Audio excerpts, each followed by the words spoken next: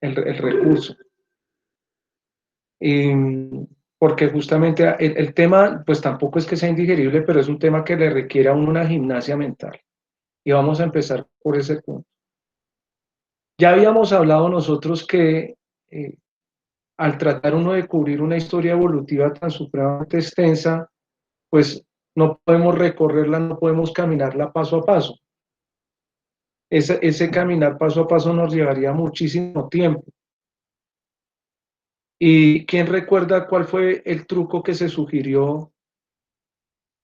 Si alguien lo recuerda, ¿cuál fue el truco que se sugirió para poder abordar todo ese punto? Ahí logró entrar Manuel.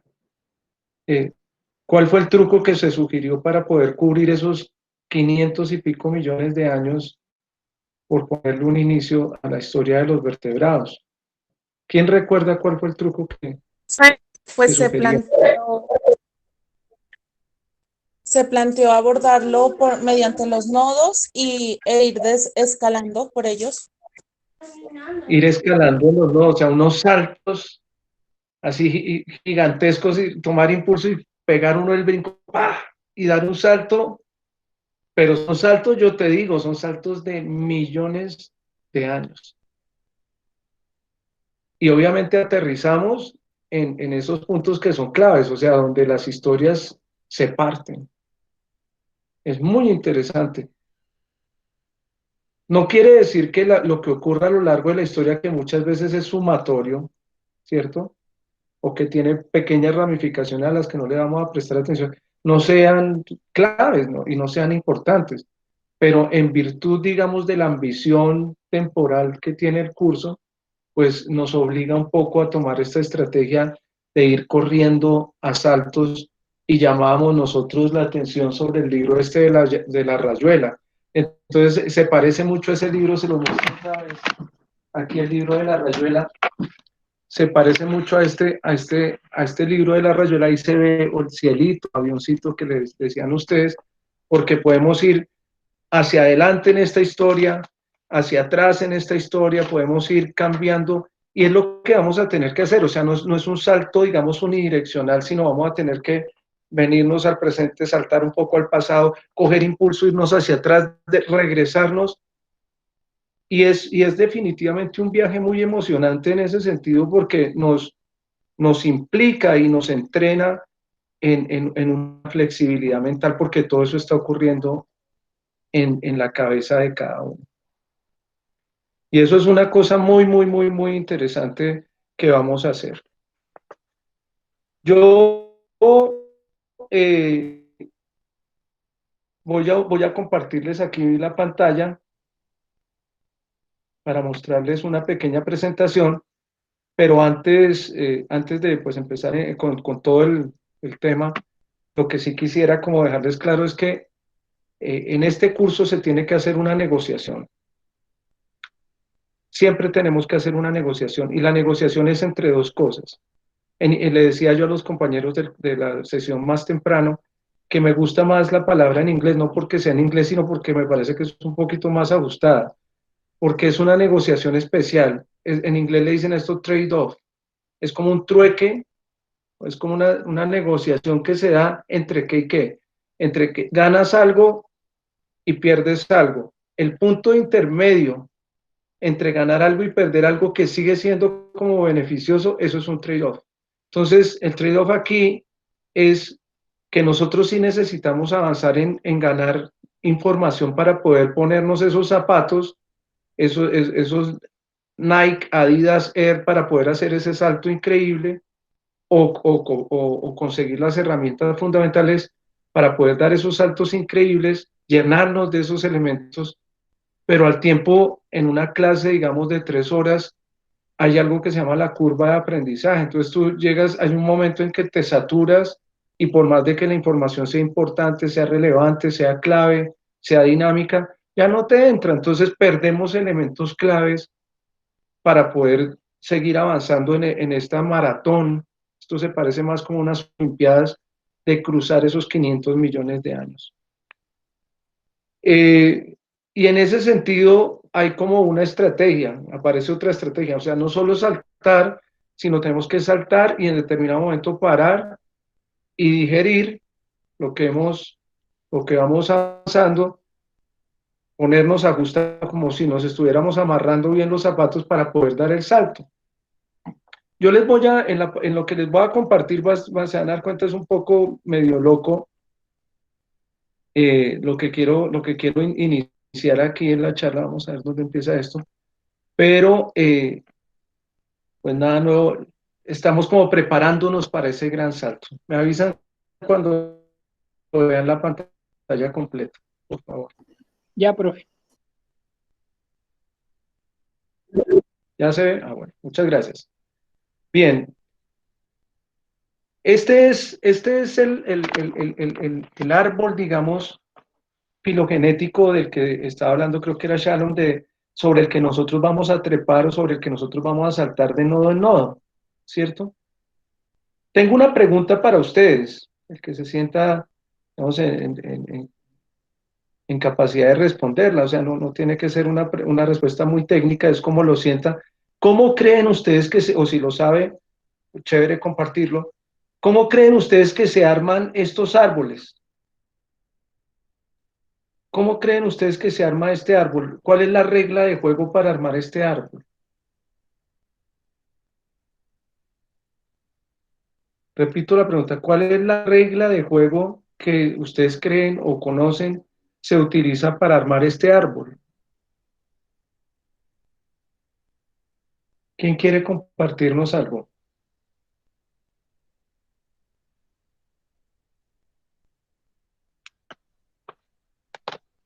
Profe, pues algo así básico sería como que se reúne una serie de características que me identifique y a la vez me divida cada grupo y que yo pueda clasificarlo de cierta manera. Exactamente. ¿Quién habló ahí, perdón? Laura Daniela. Danielita. Bien, Daniela. Muchas gracias por tu aporte. Es súper importante esto que ha dicho Daniela y me lleva a mí a pensar, uno podría organizar esto de millones de maneras.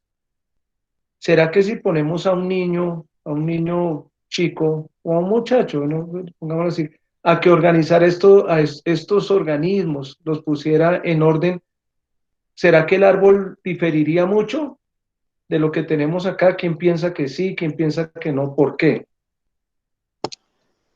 Pues, profe, yo pienso que no mucho porque nosotros lo hemos organizado por similitudes, o sea, tal vez, o sea, no similitudes muy obvias en algunos casos, pero digamos los peces en teoría todos se parecen, los mamíferos, Todo se parece. entonces, pues, creo Exacto. que no mucho.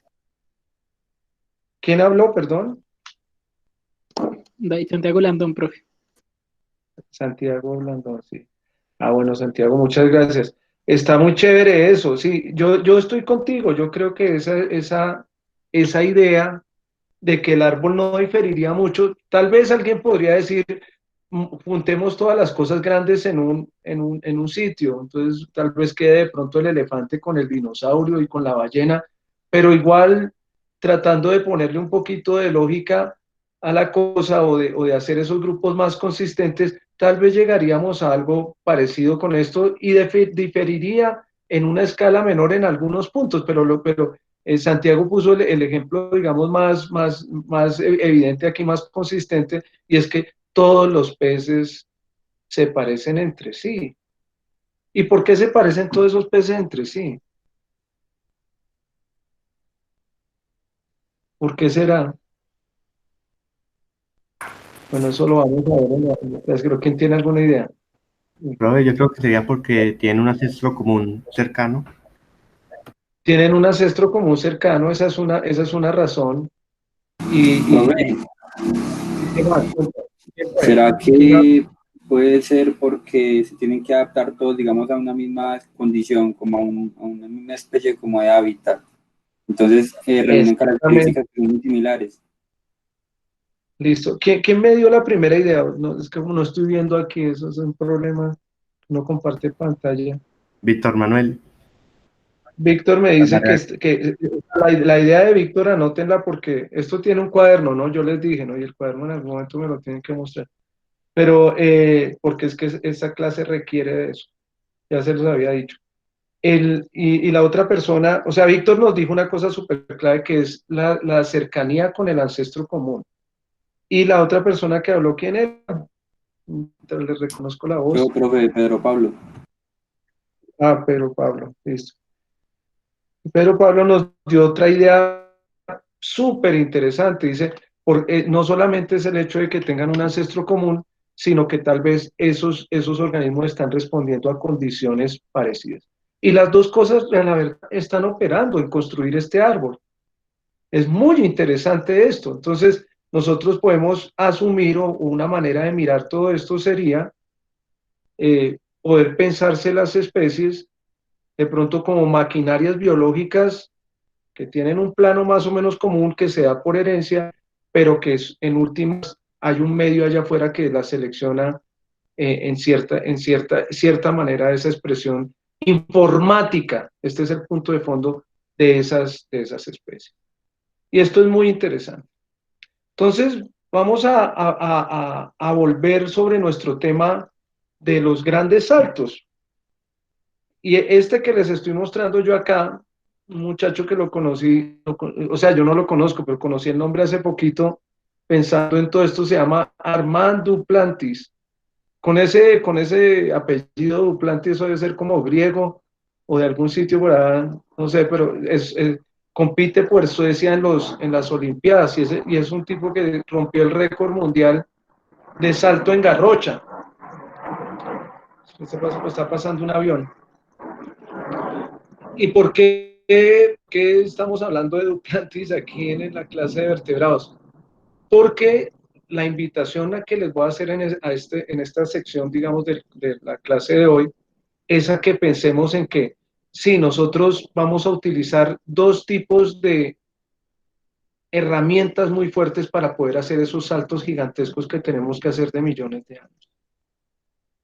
Y los dos saltos, y las dos herramientas muy fuertes para poder hacer esos saltos son herramientas de orden conceptual. O sea, la maratón ocurre aquí en nuestros cerebros. Esa es como la cosa. ¿Y por qué me llama la atención esto del salto con garrocha? Les voy a poner, esto es un videito. De pronto se ve un poco entrecortado por lo del el internet, pero miren ustedes, el tipo toma su herramienta, le da un balance, arranca la carrera y hay un punto en que baja la garrocha y la garrocha llega hasta un punto, pero lo otro es la técnica que tiene el tipo del momento en el que usa su garrocha y su habilidad. Y el tipo ahí lo está rompiendo el récord, va y saluda a la mamá, creo. Esa es la mamá, mire la que está ahí. Súper chévere. O sea, pero hay un momento en el que el tipo usa su garrocha y yo me ponía a pensar, ¿será que la garrocha de Duplantis es mejor que la que usa el competidor de Francia o de los Estados Unidos, los que están ahí, los compañeros otros que hacen salto en garrocha? En parte puede ser eso, pero hay una parte también de cómo él usa esa herramienta. Esto que vamos a hacer en este curso se parece de todas las competencias olímpicas, si ustedes me permiten hacer como esa comparación, se parece más al salto en garrocha, porque es una competencia que es un salto que es asistido por una serie de herramientas conceptuales. Y en la manera en que mejor nosotros podamos aprender a usar esas herramientas, hay un pedazo que nos toca solos. Hay un pedazo que nos toca solos y ese salto nos hace caer en otras dimensiones. Entonces ahí tenemos al señor Duplantis y su salto en garrocha. Volviendo un poco a lo que nos planteaban los compañeros, pues sí, este cuento de estar organizando las especies de acuerdo a similaridades en el hoy y tratar de inferir que todas estas especies tuvieron un ancestro en el pasado, es algo que lo que nosotros llamamos inferencia. Entonces, si las cosas se parecen entre sí, asumimos un poco lo que nos decía, creo que Víctor, y es que todo esto se deriva de un ancestro que tiene algunas de esas características. Entonces, si estos que están acá, toda esta variabilidad, deriva de algo que se parece. Y nosotros ya la clase pasada habíamos hablado de las ventajas que tiene pensar en este sentido en términos de ese segundo aspecto que nos mencionaba, creo que Pedro, de los ambientes en los cuales están ocurriendo las cosas. Entonces, los dos elementos que han señalado ustedes son los elementos para entender este fenómeno. Y ahí es donde esas comparaciones entre historias empiezan a ser parte de la explicación que nosotros estamos buscando, que es una explicación hacia el pasado. Entonces, a partir de esas similaridades en el hoy, miren tan interesante lo que estamos haciendo. Esto es lo que tenemos entre manos, la variabilidad del hoy, pero nosotros proyectamos esa variabilidad hacia el pasado a través de una serie de herramientas de concepto, porque nadie estuvo en el pasado para saber exactamente cómo se dio esto. Y ahí entonces cubrimos un pedazo que es importante de esa biología comparada, que son los estudios sistemáticos. Y es analizar esas similaridades y diferencias, ponerlas a jugar en un modelo evolutivo, en este caso, de que todo esto que estamos observando, similaridades y diferencias, se rigen por las reglas de la herencia, y eso nos explica la variabilidad. Pero hay otros elementos que tenemos que tener en consideración y son lo que constituye el foco de la clase hoy. Nos vamos a parar sobre este punto de la embriología. Pero antes quiero que me acompañen a revisar esta gráfica que ya les había presentado yo a ustedes. Aquí obvio, habíamos dicho, había una intencionalidad, esta es una selección artificial.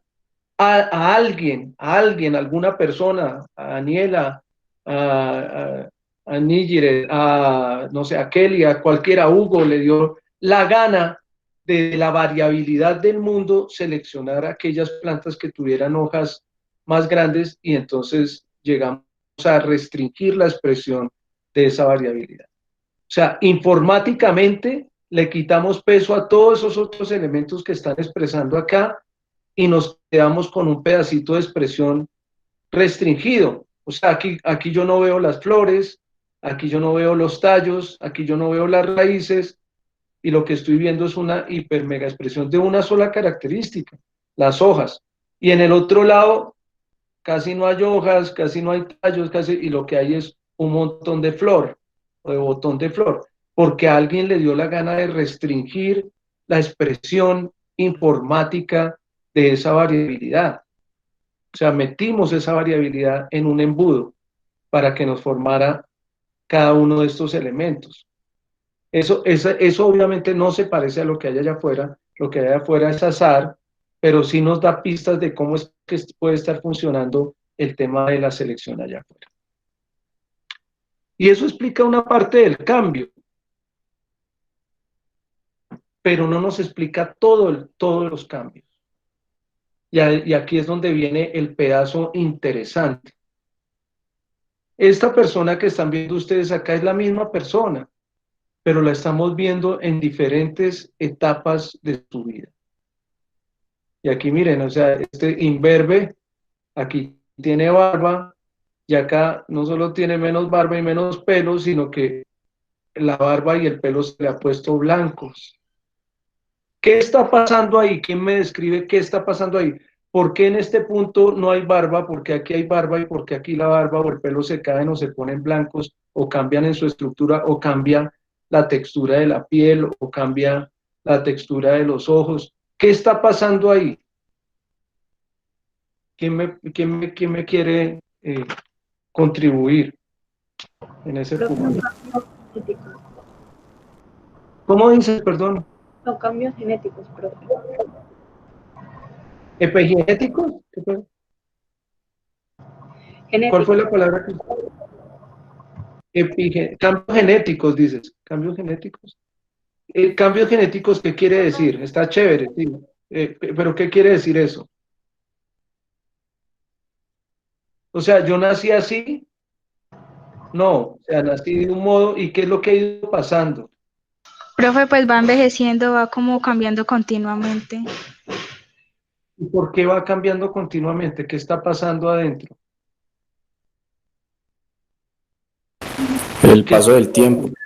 Profe, no es que El paso del tiempo, ¿cómo es el paso del tiempo? O sea, ¿qué pasa en el tiempo? Sí, hay tiempo, pero ¿qué es lo que está pasando? se ¿Qué genera- está, es inevitable qué está- que no se generen cambios, ya sea por la madurez del individuo o por el ambiente en el que esté expresado. Entonces, claro, pero ¿qué es lo que está cambiando? ¿Qué es lo que está cambiando? está cambiando la madurez de la persona. En este caso, pues vemos que la primera imagen es una persona más joven, puede decirse que entre 20 y 30 años, pues hablando específicamente de un humano. Vemos que en su madurez puede ya tener muchos más años, de 30 años, entre 40. Y en la última imagen vemos que puede ser ya la persona envejecida, ya digamos culminando su vida en esa última etapa que es el ciclo biológico. Sí, está está muy bien eso, pero ¿qué es lo que lo hace a uno? O sea, ¿qué es el envejecimiento? O sea, descríbemelo. Profe, ¿Qué pasa? ¿Qué está cambiando? O alguien que me ayude a mí a entender ese pedazo. Dime. nosotros pues me imagino que en todos los seres vivos pasa igual, pero respecto a lo que conozco de nosotros en condiciones físicas y de nuestro cuerpo, pues nosotros tenemos, aparte pues, de la genética, vienen los desbalances hormonales que nosotros podemos presentar. Entonces, en algunas ocasiones, ¿Y qué es lo que causa esos desbalances hormonales? ¿Qué lo causa? eh, lo que estaba mencionando ahora mi compañero, que eran por ejemplo, los procesos de envejecimiento, que uno ya no produce la misma cantidad de las hormonas que necesita, ¿Y por qué no produce la misma cantidad? porque ya ha Muy pasado. preguntoso, profesor. Ah, no, tranquilo, profe, para eso estamos para preguntar. Lo que pasa es que a medida de que uno va madurando o tiene el proceso de envejecimiento, no produce las mismas cosas porque nuestro cuerpo ya no tiene, pues por decirlo así, como las mismas capacidades de reacción. Pero espérate un momento porque es que, ¿sabes cuál es mi incomodidad? Como estamos respondiendo esta pregunta, eso llaman argumentos circulares. O sea, me estás diciendo, estamos cambiando porque estamos cambiando. O sea, se ve más viejo porque pasó más tiempo. Y eso le llaman argumentos circulares. Pues yo quisiera saber es cómo, cuál es o sea, qué es lo que tengo que hacer aquí para que la reacción sea que cambie. O sea, ¿qué es lo que está cambiando? ¿Qué es lo que está pasando? Las células, o sea, la información, como les decía la primera La compañera, o sea, información, ¿cierto? la La información información había antes, llegando de eran la más tres, manera. por decirlo así, y ya tiende a la entropía, al desorden, entonces ya se ve viendo como el individuo pues va envejeciendo porque las instrucciones o son más difíciles de cumplir, porque no tiene el mismo acceso a los recursos, porque Pero será eso, o sea, ¿por qué tiene que ocurrir eso así? ¿Por qué tiene que Para ocurrir eso así? economizar energía, profe. O sea, hacerse viejo es economizar energía. Yo pensaría más que es como un Uno desgaste de los sistemas en nosotros de un cuerpo que se tuvo. para tener ahorro energético, profe. Bueno, eso me suena así un poco, está chévere la idea, pero no la puedo hilar tan. Alguien iba a decir algo más por allá al fondo. no, pues yo creo que más bien en lugar de ahorro de energía es más bien como que el cuerpo empieza a fallar, o sea, llega una, o sea, hay una época de crecimiento como de su vida que es donde el individuo tiene su potencial, donde es más joven, donde puede realizar todas las actividades, luego se mantiene un tiempo así para realizar la reproducción, lo que sea, y luego hay un declive, y es un declive necesario para pasar. ¿Quién dicta eso? ¿Quién dicta eso? ¿Quién los regula genes, eso? ¿no? Los genes, ¿cierto?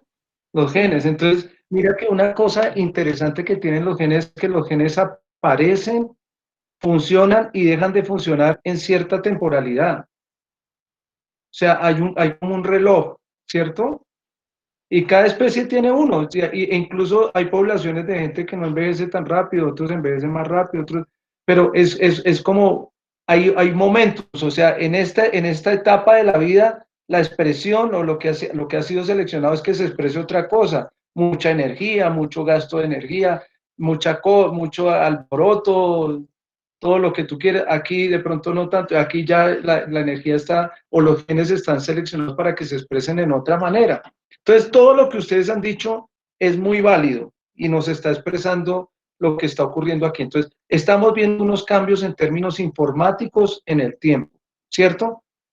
Pero esto está ocurriendo dentro del mismo individuo, ¿cierto?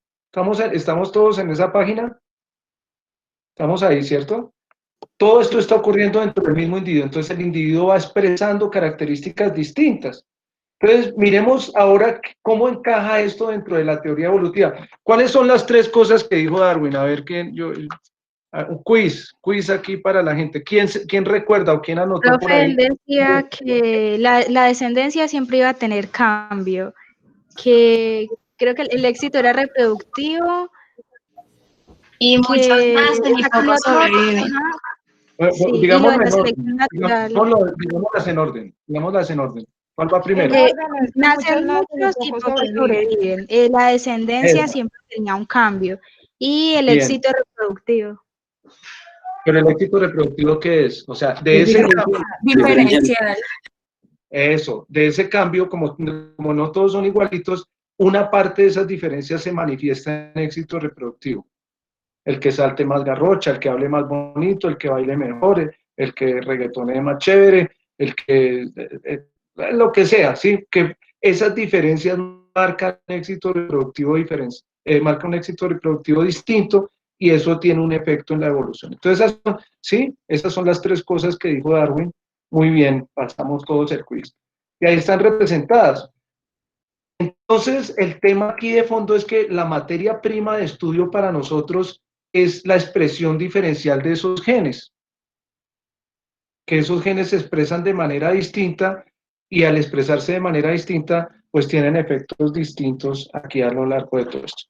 Entonces, eso nos pega, digamos, o nos refuerza esa idea que hemos estado introduciendo acá de la herencia como un elemento fundamental de lo que estamos viendo nosotros.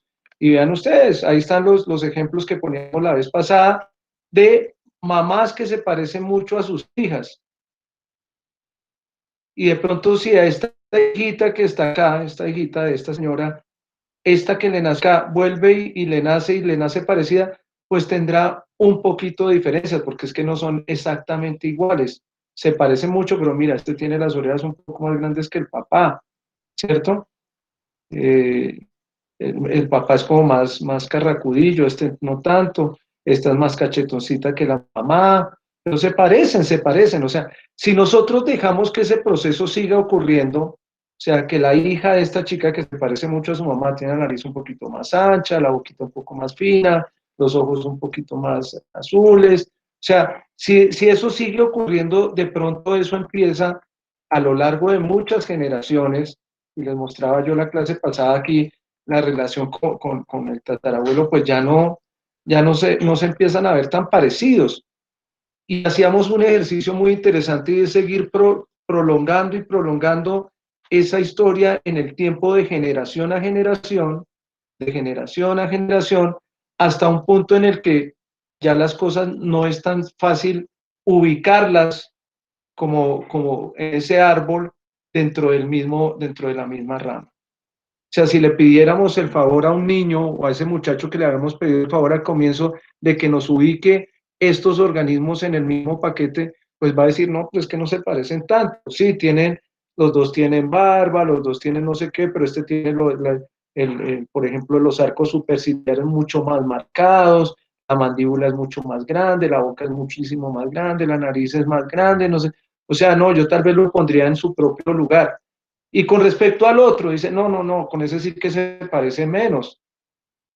Entonces, siendo un mismo proceso, el elemento de cuánto tiempo estamos acumulando cambios, pues es supremamente importante.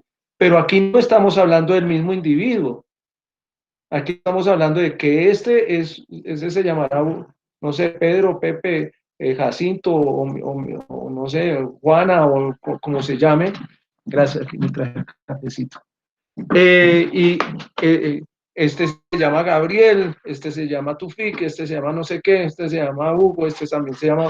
O sea, cada uno es distinto, es un alboroto. Cada uno es un individuo independiente, o sea, no estamos hablando de ese cambio de los genes dentro de un individuo, estamos hablando de qué tanta capacidad informática le pasa al otro. Entonces, miren la diferencia entre esos dos procesos, entre este de cambios que ocurren dentro de un mismo organismo que está asociado a genes distintos a lo largo del tiempo, y estos son unos genes distintos a lo largo del tiempo, pero que los tiene una generación y no las tiene la anterior. Entonces, son procesos informáticos de expresión, pero son procesos informáticos de expresión que ocurren a dos escalas diferentes. Esta escala que nos une en el tiempo con otros linajes es lo que se llama la condición filogenética o la dimensión filogenética, y esta que nos refiere la expresión informática diferencial a lo largo del tiempo de un individuo se llama los cambios de orden ontogénico. ¿Está claro eso, cierto? El concepto que quiero introducir viene de enlazar estas dos cosas, y es la garrocha que vamos a construir para tratar de entender la evolución. Es una herramienta. Entonces, vamos a ver lo siguiente, vamos a ver el siguiente ejemplo. Aquí tenemos a Homero Simpson y su línea evolutiva. Se parece mucho al ejemplo este que puse yo acá. Tenemos a Homero Simpson y su línea evolutiva. Podríamos verla de esta manera, o sea, de aquí para allá, o podríamos verla de allá para acá, realmente. Mi pregunta es la siguiente. Informáticamente, por ejemplo, señáleme una característica que tenga Homero y que no tengan las otras especies o los otros organismos que están aquí. Señáleme una. Bueno, sería la carencia o sea, de vello en todo el cuerpo. Sí, exactamente, la cobertura de Como pelo, por o sea, secciones. una cubierta de pelo. Claro, él tiene pelo, pero los tiene muy restringidos por aquí y por allí, pero no es la cubierta de pelos que tiene todos los otros, eso es lo individual. Otra característica que lo individualice.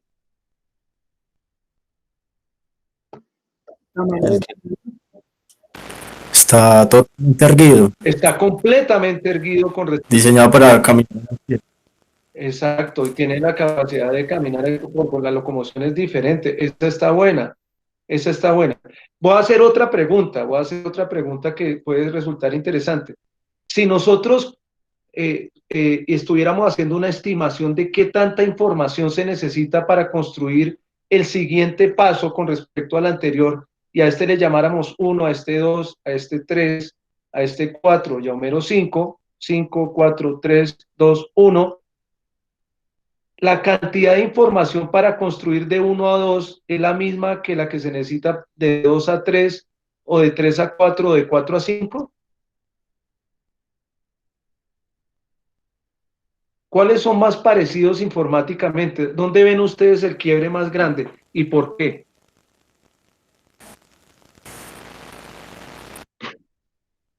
¿Quién quiere lanzarse ahí? ¿Sí se entendió la pregunta? Pues es que ahí Ajá. pues yo creo que sí se la comprendí. Pero entonces ahí lo complicado sería pues uno saber cómo que viene después y no solamente en la especie sino en el ambiente, en el futuro que pueda tener.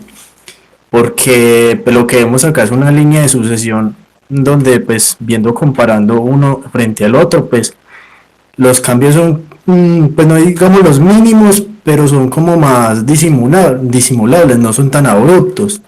Vemos por ejemplo como decía yo que primero Homero estaba erguido y vemos que a medida que van pasando las especies pues se va como jorobando más a llegar a caminar en las cuatro extremidades. Entonces pues tener como esa información de antemano para saber qué sigue después es bastante complicado diría yo, pues es como muy difícil de prever qué es lo que sigue. De visualizar. Bien, te entendí y comparto hasta cierto punto. y chévere que lo hayas planteado así. Gracias. ¿Quién habló ahí? O sea, súper bueno ese apunte y ya vas a ver por qué. ¿Cómo? Luis Danilo Campo.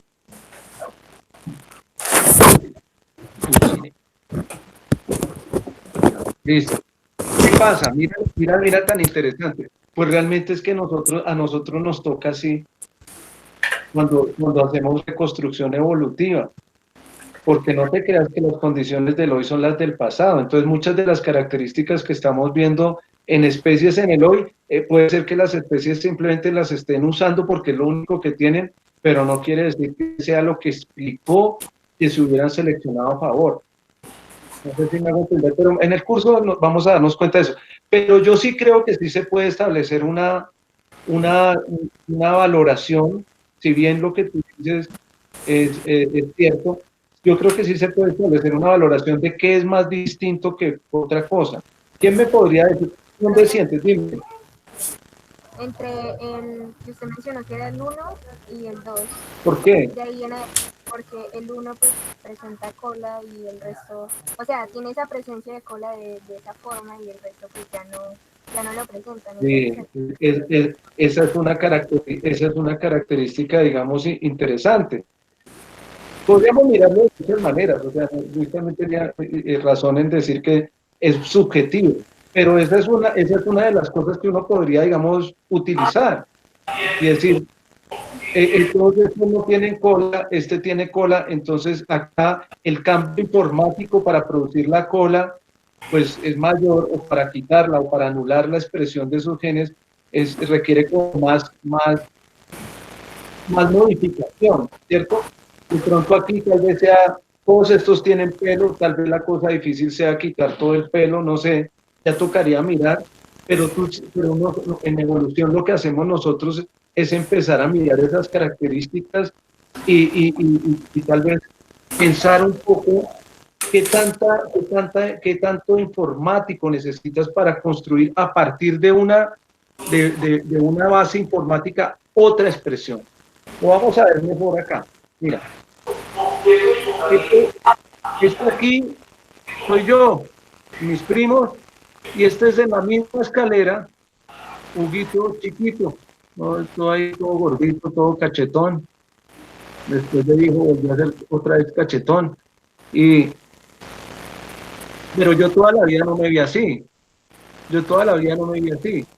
Hubo un momento en que empecé a verme de una manera distinta y hay un momento en el que me pude ver como esto, un embrión.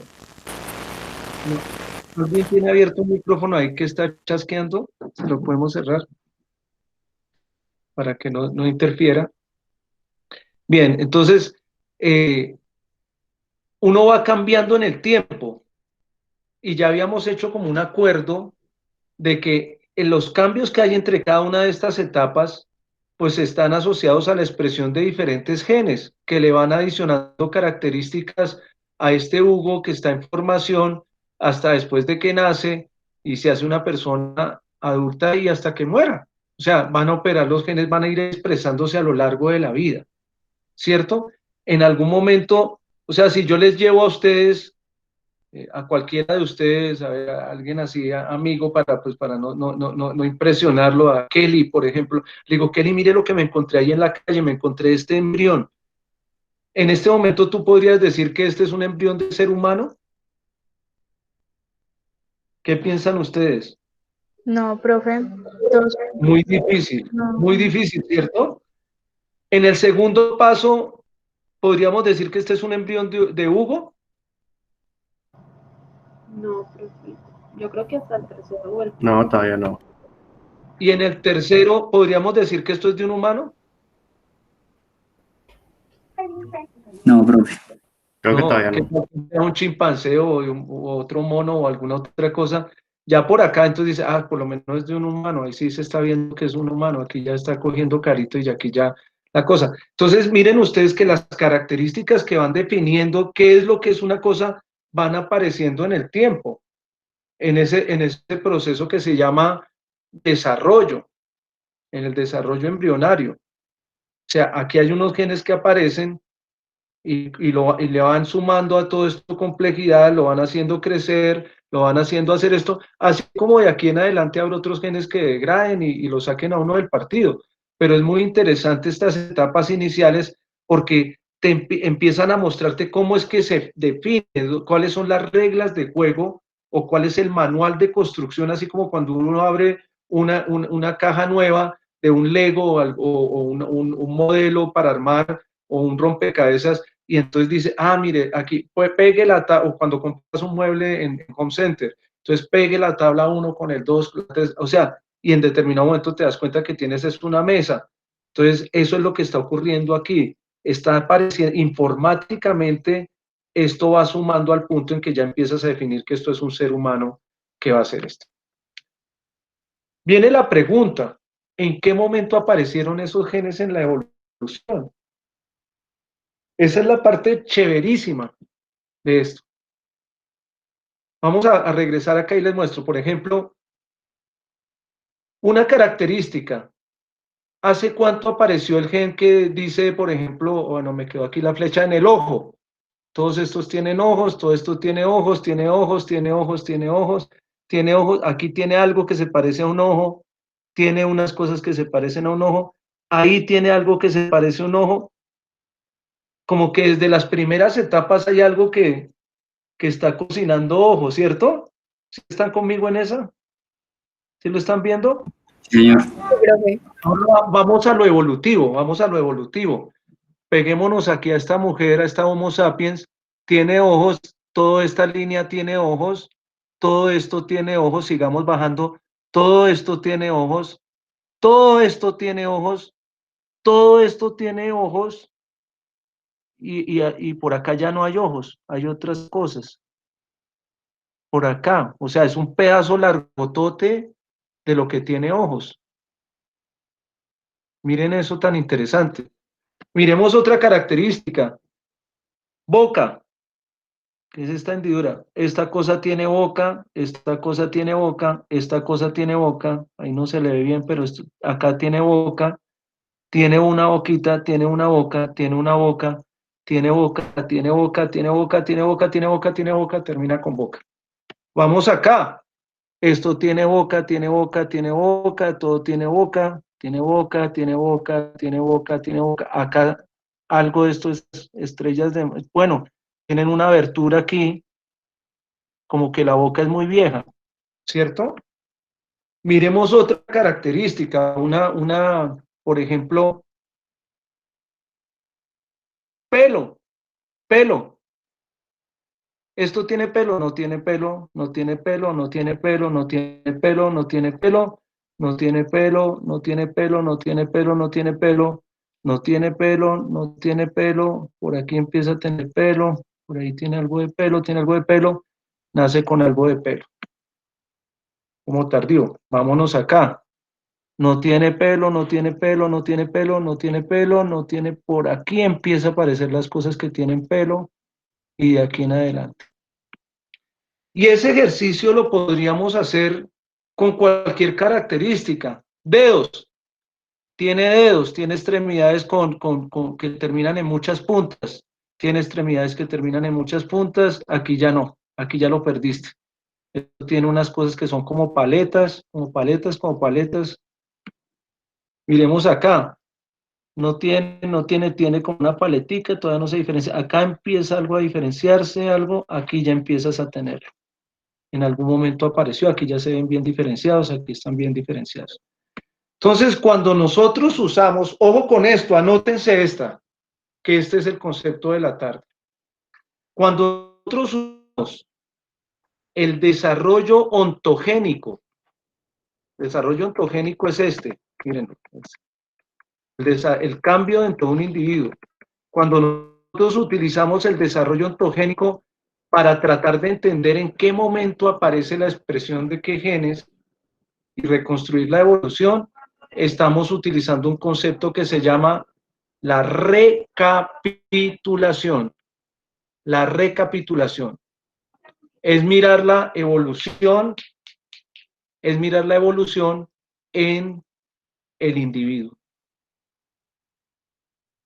Y tiene sentido, porque es que para armar un ser humano filogenéticamente, esta carga informática se ganó en algún momento de esos linajes.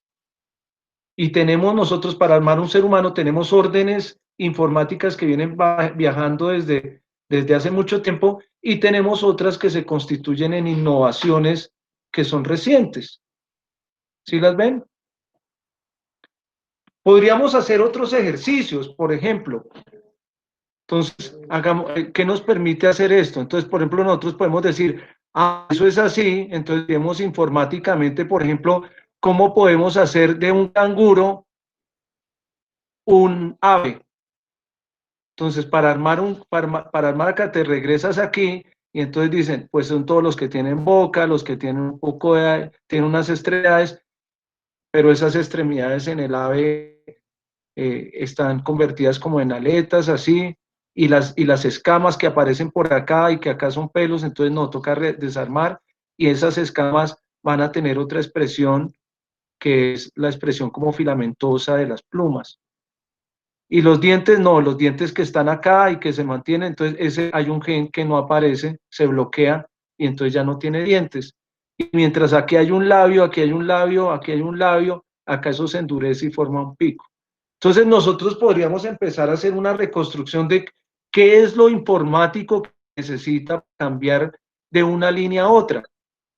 Entonces, claro, un león es como un oso, pero que anda en 4 patas. Los dos tienen pelo, los dos tienen colmillos, los dos tienen garras, pero uno tiene genes que expresan en una cola estas poblaciones y las hacen ser un león, y este tiene cola y tiene mucho más tamaño y más peso e hiberna, y etcétera, etcétera. Entonces, eso es una manera informática de empezar a reanalizar este árbol. ¿Y qué piensan ustedes? ¿Será que esto nos ayuda a hacer mejor esos saltos? Pues claro que nos ayuda a entender muchísimo mejor todos esos saltos. Esto es una cosa muy interesante.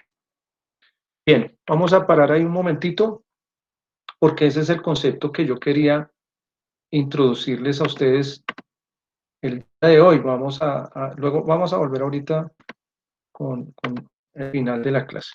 Pero es supremamente interesante observar la evolución desde esta perspectiva. ¿Qué ha pasado en los estudios evolutivos? A ustedes les tocó el momento más bonito para estudiar la evolución. En determinado momento, digamos como lo hacía el muchacho o el niño que llamamos a colación aquí al comienzo de la clase, a organizar las cosas muy basado en su morfología. ¿Qué se ve externamente? ¿Qué se ve parecido? Pero eso nos puede confundir. Nos puede confundir por el tema de que si hay una parte de esa expresión que está siendo regulada por los ambientes, pues si hay bichos que tengan historias evolutivas distintas y convergen en ciertos ambientes, hay altas probabilidades de que sus morfologías también sean seleccionadas en cierto nivel, en cierta dirección. Y ahí hay un problema, esa convergencia nos genera un problema en establecer las reales líneas de parentesco. Entonces, se pasó de la morfología, se empezó a estudiar otras cosas que no fueran la morfología, que estuvieran más directamente relacionadas con la información. Entonces, estudiar las secuencias, que también es una expresión fenotípica. La constitución del ADN no es que sea una cosa mágica ni nada, es una expresión como decir los dedos. Lo que pasa es porque cada oposición de una base de estas es un hecho físico que es parte del fenotipo de una especie. El que tengas tú la molécula de esa manera. Lo que pasa es que si es un montón de información y si sigue unas reglas más relacionadas a veces con unos microambientes y una microfísica y una microquímica. Entonces, para nosotros no confundirnos, referimos esa parte genética como un modo, digamos, de entender la evolución, y esa otra parte morfológica como otro modo, pero realmente está muy entrelazados. Eso por un lado. Y la otra cosa interesante es que, ¿qué es lo chévere en el momento de ustedes?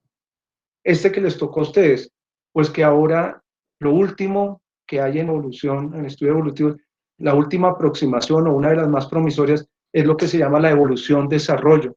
y toma estos elementos de lo filogenético que vimos nosotros por un lado y los elementos de la expresión ontogénica y los amalgaman y los une, y esto se vuelve súper mega poderoso, porque entonces ya no es solamente que tengas el más largo, o las ramas más largas, o el metabolismo X, o la expresión de la proteína Y, sino qué significa eso en términos del desarrollo de los individuos y de los entornos donde viven. Y ahí hay una serie, digamos, de cosas muy importantes, muy interesantes, que empiezan a emerger de entendimientos que antes no teníamos y que ahora tenemos. Es el momentum que les ha tocado a ustedes. Y es un momento muy, muy, muy, muy interesante. Entonces yo lo que voy a hacer es voy a preguntar aquí un poco sobre la opinión o la definición personal de lo que les ha quedado de lo que es la recapitulación para que entre todos consolidemos ese concepto. Entonces voy a empezar acá, bueno, Manuela, que pudiste entrar al fin. Para ti,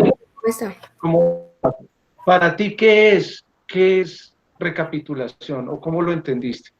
Pues, profe, según lo que acabamos de ver, pues estamos tomando un carácter y estamos observando hacia el pasado, digamos hasta qué punto este carácter se origina o hasta qué punto si nos estamos devolviendo, si estamos avanzando hasta qué punto llega y en qué punto desaparece, o bueno, si ustedes me entienden, pero entonces, sí, claro, hay cosas que... ¿Cuál es el punto clave aquí? ¿Cuál es el punto clave? ¿Estamos mirando solo la filogenia? No. ¿Qué otra cosa estamos mirando, Manu? Pues yo pienso que realmente, si observándolo desde ese sentido, lo estaríamos mirando más de un punto de vista como el del niño. El ontogenético se llama. Claro. Entonces, la recapitulación es una hipótesis. Es una hipótesis. Sí, señor. Es una hipótesis. La recapitulación es una hipótesis. ¿Qué dice esa hipótesis? Que en el desarrollo ontogénico, en el desarrollo del niño o el embrión hacerse el individuo, se recogen, se recapitulan, se resumen los eventos que han ocurrido en la evolución. ¿Bajo qué base o cuál es el sustento para esa hipótesis? Pues uno dice, si nosotros los seres humanos llegamos a ser seres humanos porque fuimos informáticamente siendo seleccionados en nuestros genes, que son los que llevan esa información, fueron seleccionados en esa historia de tiempo largo, pues cuando se construye cada ser humano desde el óvulo hasta el embrión y el feto y se convierte en bebé, pues esos genes van a aparecer en esa misma temporalidad. Entonces, vamos a ver, por ejemplo, voy a volver a la presentación, es que esto nos tiene que quedar a todos ultra claro. Pónganle cuidado a esta que voy a mostrarles. Vuelve y juega aquí.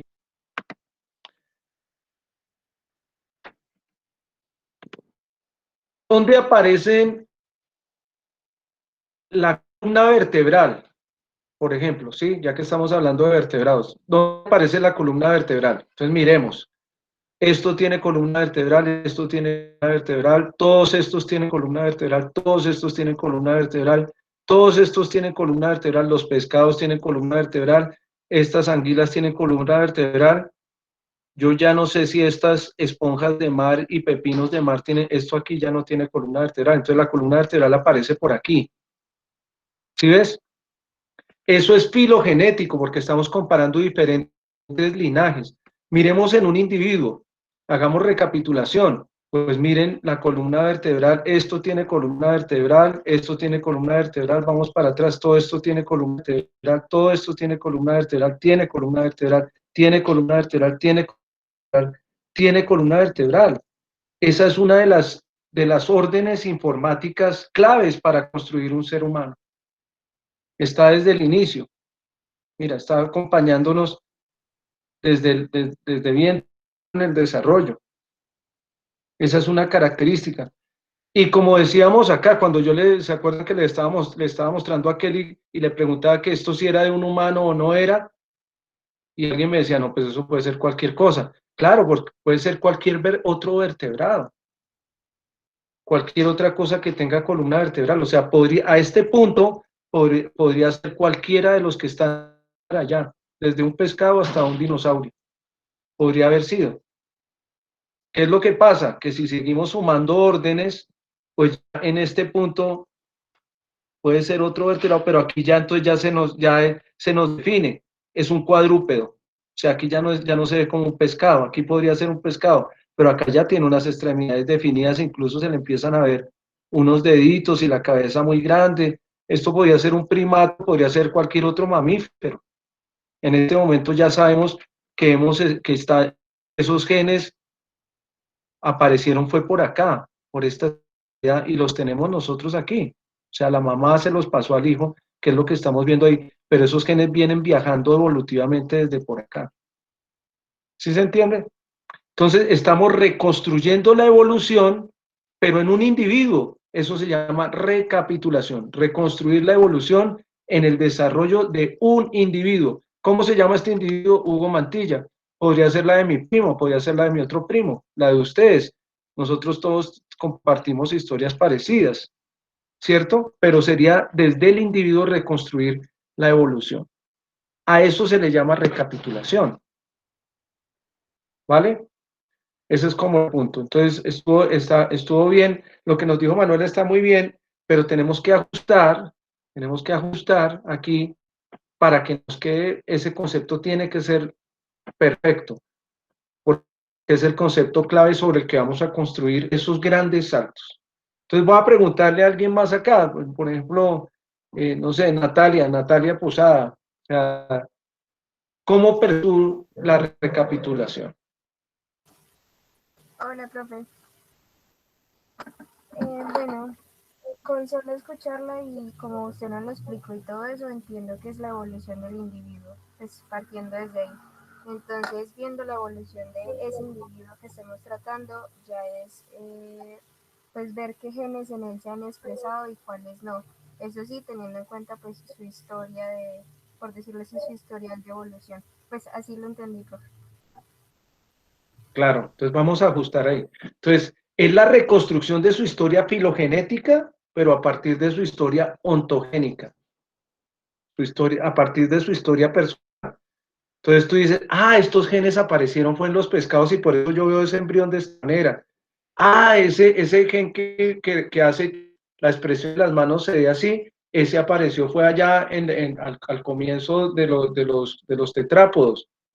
Esa está ahí, entonces, claro, se está expresando es en el embrión, pero sabemos que el gen apareció evolutivamente en alguna historia hace millones de años y lo seguimos haciendo nosotros porque la carga informática está en nosotros. Y el mensaje bonito de todo esto es ese. Yo voy a preguntarle a un par de personas más para que quede esto bien consolidado, porque este es un tema. Víctor Manuel, por ejemplo, ¿cómo la percibió usted, compañero? Aló. Víctor. Profe, lo de recapitulación.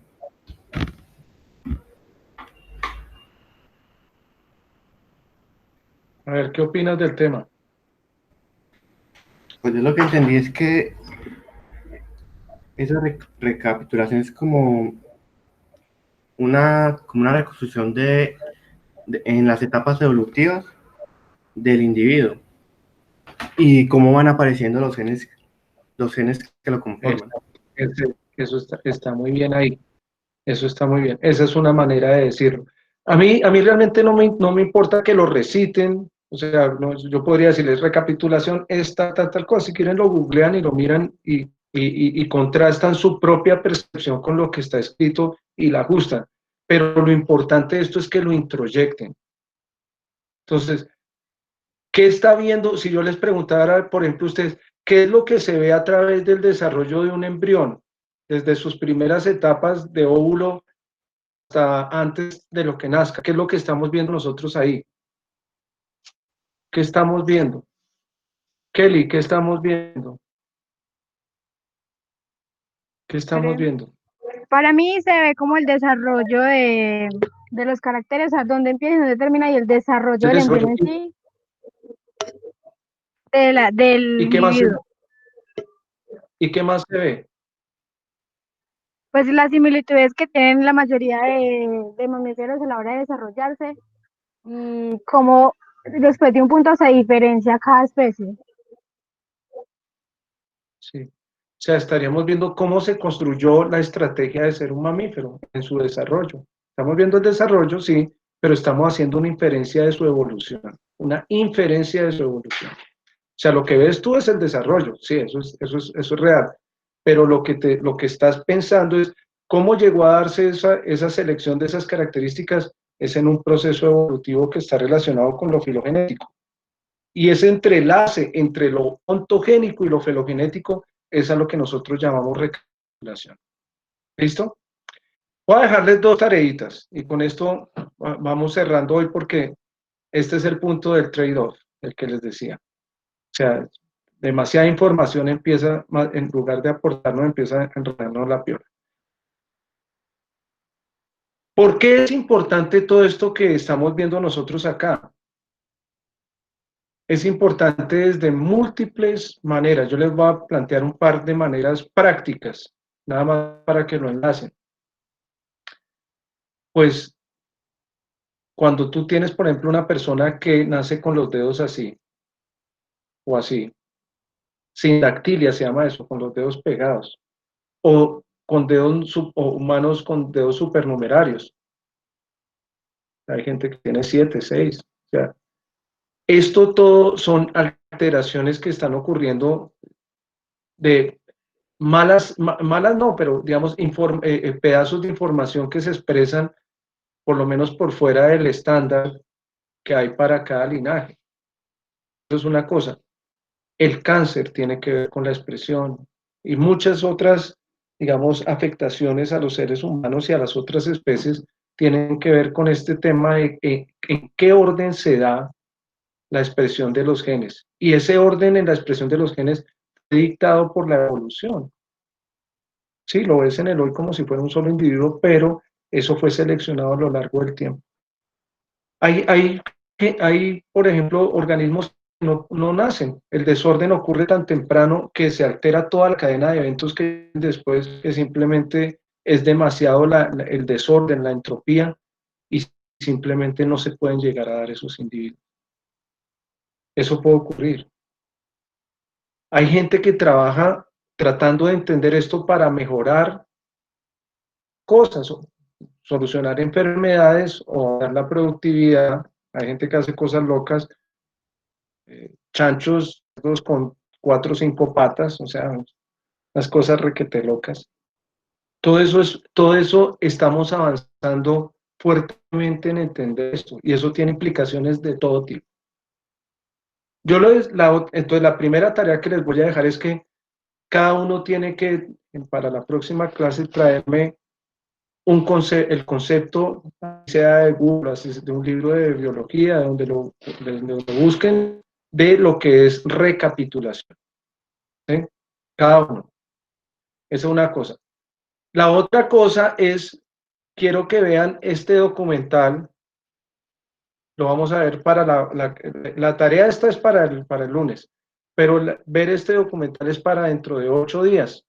Ese documental, voy a compartir pantalla, es un documental, me dicen que está en varios lugares, los muchachos del curso pasado, alguien puede buscarlo aquí y de pronto compartir el link, o en el chat creo que alguien lo compartió, ya está. Pero les voy a mostrar un poquito de eso para que vean de qué va. Pues resulta que entre todos estos avances que tenemos nosotros ahorita, hay una técnica que se llama CRISP, y esa técnica le permite a la gente jugar con los genes. Y entonces tú pagas una plata y te llega un kit a tu casa para modificar bacterias, hacer clonación, y si le pones esos genes a un ratón, entonces puedes crear ratones fluorescentes o ratones con 2 colas o lo que sea, pues unas cosas que son requete locas. Yo lo que quiero es que vean ustedes, me dicen que es una serie de 4, yo no me acordaba bien, o sea, me vino a colación en la clase pasada, pero me pareció chévere que tengamos ese punto común para la discusión dentro de una semana.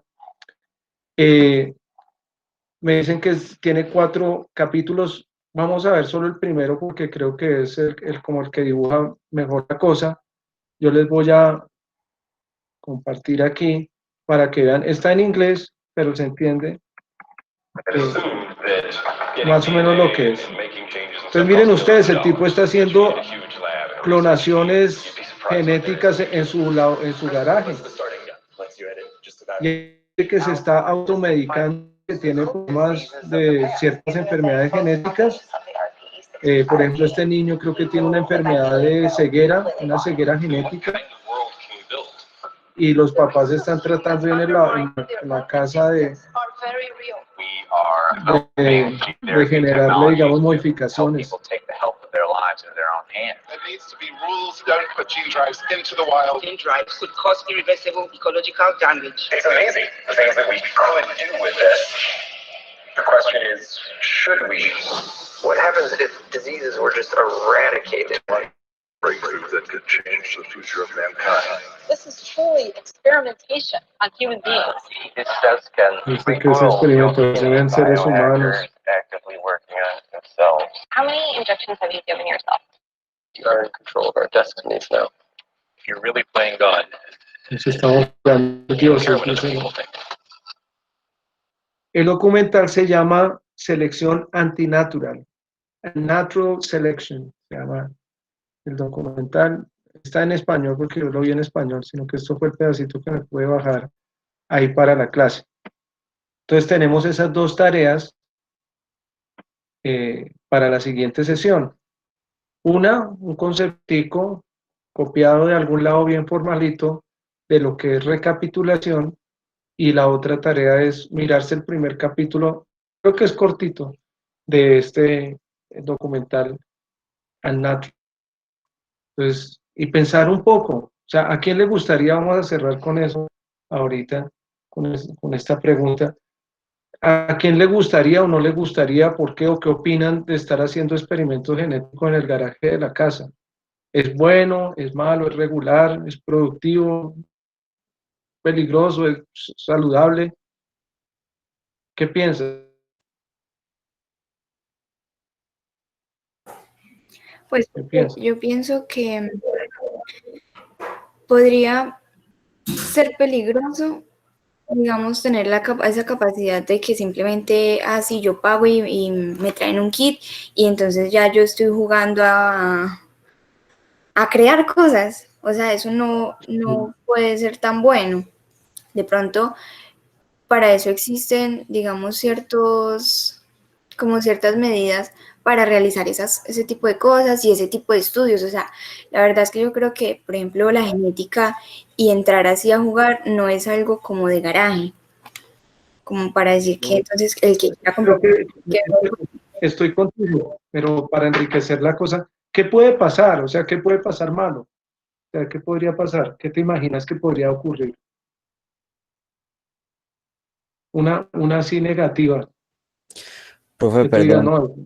no, dime, Juan Camilo. Pues yo creo que siendo ya, pues como le dice la compañera, puede ser un arma de doble filo, pero ya algo así como ser tan, digámoslo de alguna manera, como tan rudimentario en un laboratorio, hemos visto que cualquier contaminación o cualquier paso que se haga mal puede conllevar o ya sea mínimo o ya sea algo mucho más grave. Entonces, por cualquier cosita que se cometa en equivocación puede conllevar a algo delicado.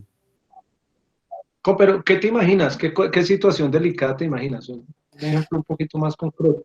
No sé, pues es que todo depende de qué se esté utilizando, qué se esté haciendo, qué tal que se esté manejando alguna enfermedad o en el caso del niño la ceguera puede hacer que, no sé, de verdad sea algo mucho más, que ya no tenga algo, que no sea reversible, pues, por decirlo de alguna manera.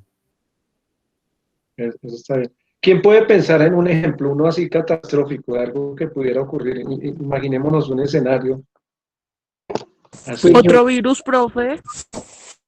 por ejemplo, ¿cierto? ¿Quién tiene otra idea? Pues, profe, yo pienso que más bien no sería, digamos, en el futuro inmediato. Puede que el niño se le quite la ceguera, pero el genoma todavía es un misterio para nosotros y no podemos jugar a ser Dios. O sea, yo pienso que no es del todo malo, o sea, está bien que la gente quiera ser científica, quiera mejorar la vida y todo, o sea, eso está bien, pero infórmese, prepárese, no lo haga a lo machetero. Entonces, yo creo o sea, podría ser más bien para las próximas generaciones. Si el niño se modifica los ojos y bueno, puede ver y todo, pero produce una variante en algún gen y empieza a ser mortal, terminaría siendo un peligro para todos, o incluso creando enfermedades autoinmunes, yo qué sé, o sea, son cosas con las que todavía, o sea, el ser humano llegará a un momento en el cual se modifica el mismo para mejorarse, porque lo ha hecho con todo, con el ambiente, con todo. Pero ahora no es el momento, porque todavía estamos muy bebés en ese camino. Muy bebé, sí. Este muchacho que sale hablando ahí, yo recuerdo pedazos del documental, yo me lo vi hace ya bastante tiempo. Salió a colación, como les digo en la clase pasada. Pero el tipo ni siquiera es biólogo. Y el tipo hace clonaciones y hace ratones fluorescentes y los vende. Ese es su negocio. O sea, el tipo no es biólogo. ¿Qué opinan ustedes de eso de que será que nosotros los biólogos entonces no queremos es que se nos metan al rancho o cómo lo perciben? No, profe, pues es que yo creo que alguien que no Está bien. sepa del tema por tratar de hacer algo bueno no resulta siendo, pues, o sea, resulta siendo todo lo contrario. Incluso el profesor, pues, de genética nos decía el semestre pasado que no había nada más peligrosa que un idiota con iniciativa. Y eso lo decía él, pues, por esas mismas cosas. Y yo creo que lo mismo que pasa ahorita como con los animalistas que quieren ir pues eso ahorita está rondando mucho por ahí, que quieren liberar especies exóticas en lugares donde no se puede hacer. Entonces, quieren hacer algo bueno, pero en realidad no están haciendo nada bueno, o sea, no se informan, no se educan y por hacer un bien resultan haciendo algo mucho peor. Sí, sí. ¿Quién tiene otra idea? Sí. ¿Y qué es lo bueno? A ver, juguemos entonces al otro. A mí me parece que es peligroso, pero ¿qué podría decir uno a favor? ¿Qué podría decir uno a favor? Profe, pues para mí Dime, que sería más, o sea, es mejor porque hoy en día la gente ya se involucraría más en la ciencia y empezaría a ver la importancia de la ciencia o sea, a nivel de la mayoría de cosas, porque todo funciona a base de ciencia. Entonces empezarían a entender lo importante que es invertir en ciencia, en científicos, en laboratorios que nos puedan ayudar a mejorar la calidad de vida. Para mí sería eso. pongamos, chévere esa idea. Óyeme, pongamos una idea hipotética.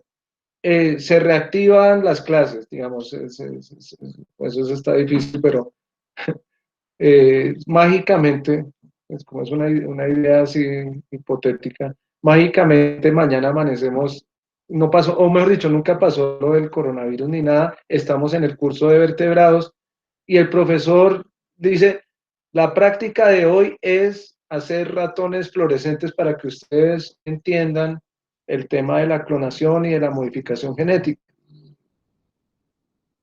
¿Qué opinan?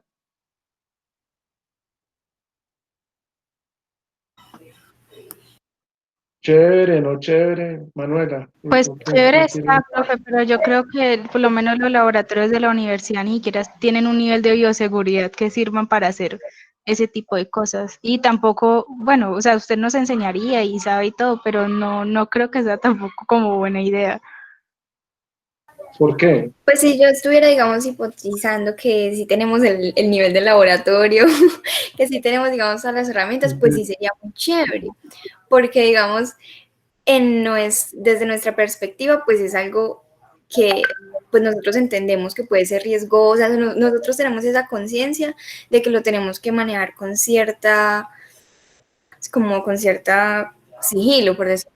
¿Y qué hacemos con eso? Y entonces digamos que cada uno trae su ratón, lo sacamos y sacamos unas crías fluorescentes. ¿Qué hacemos con esos ratoncitos? asesinarlos. Claro, yo creo que aquí, digamos, parece que todo esto fuera como la ciencia ficción y cosas como de muy futuro, pero no se crean tanto. O sea, eso yo creo que muy pronto va a haber, y sobre todo con este tema de que ya se vio la necesidad del avance tecnológico en temas, por ejemplo, de inmunología, en temas de expresión, en temas de este tipo de cosas. Yo creo que de pronto lo que se viene es un boom de biotecnología que planteará todos estos elementos de qué tan preparados estamos, no solamente técnicamente, sino conceptualmente para darle el mejor uso a esa herramienta. Recuerden que el tema de fondo aquí es, lo más importante son los conceptos, es cómo lo manejes, o sea, no es la garrocha de Duplatis sino si tú me pasas la garrocha de Duplatis a mí, y no, pues me caigo allá y me raspo y no, yo creo que ni la logro levantar. O sea, es cómo se usan las cosas, con qué finalidad, con qué entrenamiento, con qué ideas en la cabeza, sobre todo, eso marca una diferencia pues muy grande. Entonces vamos a dejar por ahí, yo creo que ha estado la clase productiva, yo al menos quedo contento de poder empezar a introducir este tema. Les recuerdo solo una cosita, ¿cómo quiero yo que se lo lleven para la casa? Este es como unos zapatones, como unos tenis que nos vamos a poner para empezar a saltar entre momentos evolutivos. Entonces tenemos que estar bien preparados para cuando llegue ese momento, porque ahí empieza la cosa a avanzar demasiado rápido. Pero ya hemos avanzado hoy en la construcción de esas herramientas muchísimo. Revisen por favor estos conceptos. Yo voy a dejarles pedazos de esta clase, voy a tratar de editarla si puedo, si no la subo así al canal, les paso la información de eso para que quede como un recurso, de pronto si quieren revisar algunos de los elementos. Bueno, ¿alguna pregunta, comentario, una inquietud? Pues, profe, yo no sé, quería anotar algo más de lo que hicieron en California, que van a liberar como 750 millones de mosquitos modificados dizque para combatir el dengue y esas enfermedades. Entonces, eso es pues yo me veía un video hace mucho de una página de YouTube que hace videos muy, muy buenos de divulgación, y ellos decían que podía salir o muy bien, que elimináramos el dengue y todo eso y nos fuera muy, muy bien, o que eso se volviera en contra y en lugar de eso hiciéramos el dengue más resistente o mucho más preparado, y en vez de ser una enfermedad que pues sí mata a mucha gente y todo, nos termine pues de otra pandemia prácticamente. Dos cositas, David. Una, pásanos el link, que está chévere, por curiosidad, ya me dio curiosidad de verlo. Sí, no, es difícil tomar posiciones aquí, toca mirar, pero te cuento una cosa, mira que para alimentar a la gente en Australia, los primeros, digamos, inmigrantes ingleses que llegaron a Australia, entonces le llevaron conejos para que la gente alimentara. Y los conejos terminaron transmitiendo unas enfermedades, entonces llevaron unos gatos para que se comieran los conejos. Y los gatos ya no, y todo empieza a volverse, digamos, una mandanga total. Voy a buscarme bien el ejemplo de los conejos de Australia y lo discutimos en una de estas clases, porque es interesante. O sea, siempre que queremos, caracol africano lo trajeron de África a Brasil, porque a alguien se le ocurrió que como el bicho crece tan rápido, iba a ser una solución de seguridad alimentaria y proteína animal. Pero resulta que ese caracol tiene un nematodo que le da a uno una encefalitis. Entonces, ¿y sabes cuántos caracoles se recogen en un año solo en el municipio de Tebaida? Solo 2 personas que tienen contratadas por la Corporación del Quindío, Autónoma Regional del Quindío, para hacer esa labor, 2 toneladas de caracoles. de una cosa que es venenosa, que mata, o sea, le llena el nicho a otras especies, los va sacando, se come directamente alguna, rana toro, matandrea, o sea, cualquiera de estas especies invasoras es un problema, digamos, súper complicado. Entonces, nosotros tenemos que, los biólogos somos las personas, digamos, llamadas a dar orientación sobre este tipo de problemas serios. Nosotros, yo doy una clase que se llama Vigilancia en Salud Pública este semestre, y lo que discutíamos era eso, decía una chica, una compañera en la clase pasada, decía, es que, profe, a nosotros los biólogos nos han ido sacando de los temas importantes. Y yo le decía, ¿nos han ido sacando o nos hemos ido sacando solitos? Entonces, como que los biólogos solo sirven para seguir órdenes y pipetear o seguir órdenes y hacer líneas base y no nos llaman a tomar decisiones, cuando realmente muchos de estos problemas, el que puede visualizar las problemáticas y las soluciones de una manera más holística, que tiene todas estas habilidades y flexibilidades mentales de estar moviéndose en la ecología, en la evolución, en tantos elementos, digamos, que toca tener para ser un biólogo, pues es la gente que trabaja en este campo. Entonces, vamos a ir charlando sobre este tipo de cosas a lo largo del semestre. Chévere esa idea y compárteme el link si te lo recuerdas, David, me gustaría mirar lo de los mosquitos. ¿Y qué Sí, profe, más? ya ¿Qué otra idea? Ah, bacanísimo, chévere, gracias, papá. ¿Qué otra idea? ¿Qué otra idea les queda por ahí? O comentario, una inquietud, ya para cerrar. Bueno, si no es más, muchas gracias a todos los que participaron. Es importante que todos participen. Yo sé que no siempre es fácil por los contextos de las casas, pero yo sí llevo un registro de la gente que participa porque esa es una de las maneras de evaluación. O sea, y yo sé que no siempre es sencillo y yo sé que no todo el mundo tiene la disposición para hacerlo, pero esto es parte de lo que es lo científico. Muchas gracias a los que lo han hecho. Si no es más, pues hasta aquí llega esto. Muchas gracias, nos vemos el lunes, ¿cierto? Con la clase número 5. Vamos a introducir otro elemento clave, si quieren les dejo el tema para que vayan los que tengan curiosidad mirando, se llama selección natural.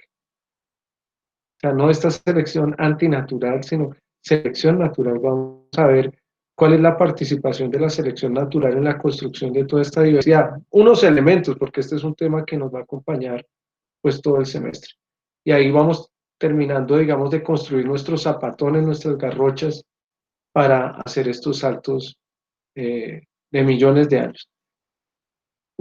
Cierro con la misma reflexión que le dejaba al curso, a los compañeros del curso, de la otra mitad del curso, y es cuando nosotros estamos viendo este embrión desarrollando, o sea, cuando nos estamos viendo a nosotros mismos desarrollándonos, lo que realmente estamos viendo, compañeras y compañeros, es la historia de la vida, la historia del planeta. O sea, nosotros tenemos dentro de nosotros toda la historia del planeta. Somos como discos duros que tenemos toda esa historia de millones de años contenida en cada uno. Cada uno de nosotros es valiosísimo informáticamente. La vida tiene esa característica. Es como un cassette, como un disco duro, donde está contenida toda la historia de lo que ha ocurrido en este planeta. Esa está dentro de nosotros. Con ese mensaje, les agradezco nuevamente la atención. Chévere los que participaron, los que no, animarse a participar y nos vemos el lunes. Muchas gracias. Chao, chao, profe. Gracias, profe. Hasta luego.